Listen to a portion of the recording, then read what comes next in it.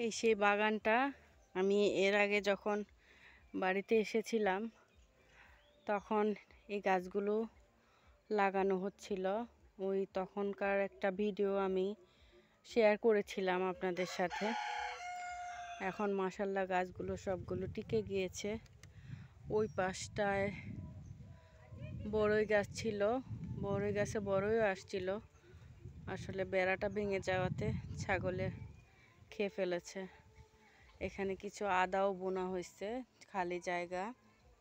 এখানে আমি দেখি ভিতরে যাই, আপনাদের সাথে দেখাতে পারি কিনা। এই যে বড়ই গাছগুলো ছাগলে খেয়ে ফেলেছে। তারপরে এই যে বড়ই আসছিল, এই যে ছোট ছোট বড়ই আসছিল, আছে এখনো একটা দুই একটা গাছে। এই যে এগুলো আবার দেখতে একটু অন্যরকম। এটা নারিকেলি কুল।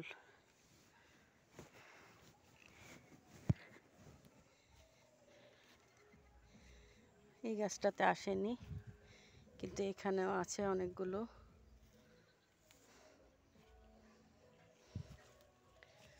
এখানে আসলে গাছগুলো তো এখনো বড় হয়নি, ছায়া হয়নি, যার কারণে সাথী ফসল হিসেবে আর কি।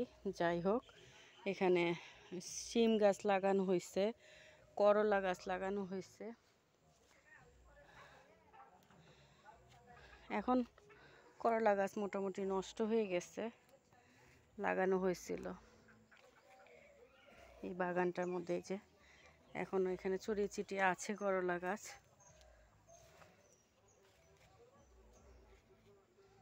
ডাটাও বোনা হয়েছিল।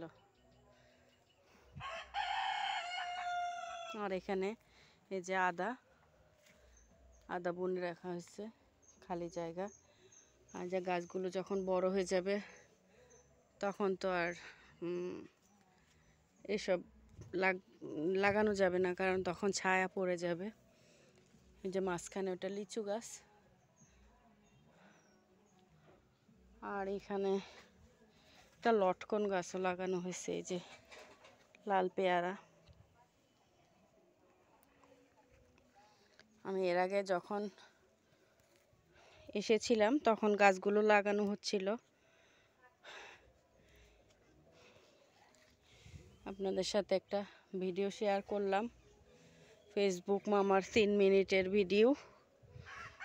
আমার বাগানটা দিয়েই দেখিয়ে দিলাম, আপনাদের সাথে একটু শেয়ার করলাম।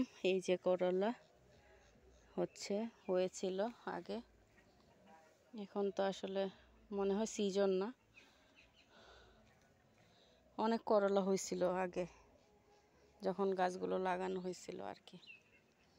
সবাই ভালো থাকবেন, সুস্থ থাকবেন, নিরাপদে থাকবেন। আসসালামু আলাইকুম সবাইকে। আল্লাহ হাফিজ।